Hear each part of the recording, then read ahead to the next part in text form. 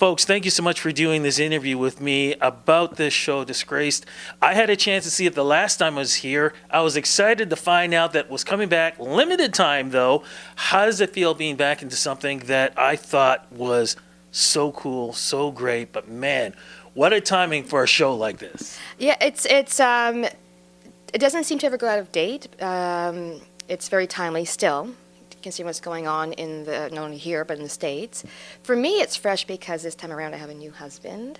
So it's been exciting working with a different energy. It was great last time, and then Alex is bringing his own energy into the show. So it keeps me alert and keeps it fresh for me. How does it feel being part of this now and the new husband? It's really great.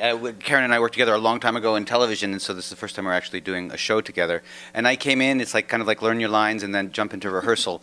I didn't get to see the show before, but when I read the show, it blew me away. And it's a really beautiful story, and it unfolds so wonderfully, too. It's quite dramatic and exciting and funny, too, so I'm really looking forward to playing it. Let's talk about what it's about, but let's not give too much away because that's one of the important ingredients to this show. You talk about it, but don't give too much away because it's really what the audience needs to experience.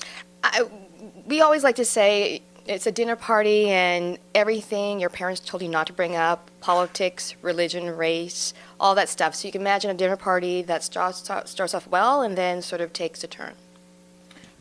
But we are talking about different races, though, all involved in this, right? Yeah, there's a Jewish person, a Muslim person, a white woman, and a black woman.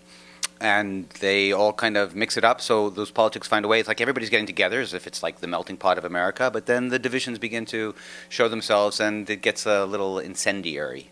Exactly, and that's what we were talking about earlier. You were saying, though, that it's timely, even though this is something this show's been around for a while. How do you think it balances out with what's going on with the world today? Well, it's funny, when Ayad Akhtar, the playwright, wrote this, and he's a Pakistani-American, he wrote this, and I believe it might have been back in 2010. The play takes place earlier in time, just after 9/11. But he was actually worried that it would not have any validity years later. But when we did last year, we were still dealing with Islamophobia, all the issues. We had our own issues in Canada with the Syrian refugees coming in, and some people opposed, some people for it. And so we are dealing with our own sort of xenophobia and concerns with how we feel, how we classify Muslims, and what we think about them. Are we afraid of them? Are we for them? And this is an issue we're still dealing with, not only here, but in the States. They are still dealing with that. Even though we are talking about politics, religion, things like that, there's emotional issues going on, and there are probably the most important thing, trust issues also. Well, yes. I mean, I guess it's hard to talk about them without giving away some plot points. And I don't want you to do that. I know you don't. But certainly the dynamics between husband and wife and between friends and between colleagues, because Karen plays colleagues with Raoul in the play, and I play colleagues with Gita in the play as well. So those kind of politics that happen in the office, the politics that happen in the art world, and the politics that happen between friends, they all tend to find a way to flare up in the play.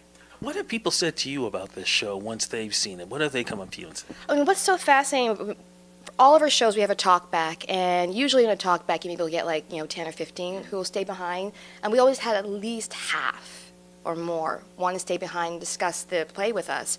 And they always leave saying that they have to go out and have a glass of wine or a coffee with a friend because they still need to discuss. Now, no answers are given, and Ayad Akhtar, the playwright, he said he's not there to tie it all in a bow for us, but to leave us thinking, ask these questions are brought up, and where do we go from there?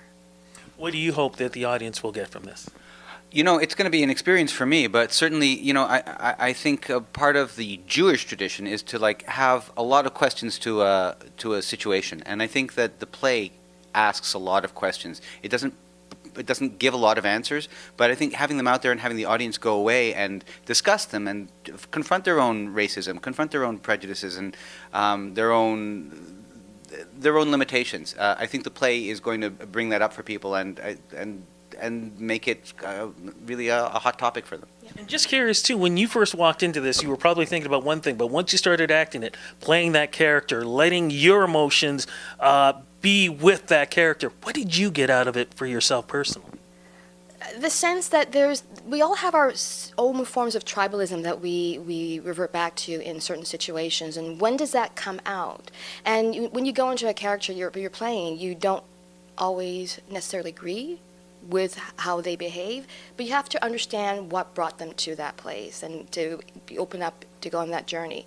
And what was very fascinating with each individual in this play, there's no overly good guy, bad guy. They all have, their different scars that they're living with and exploring throughout.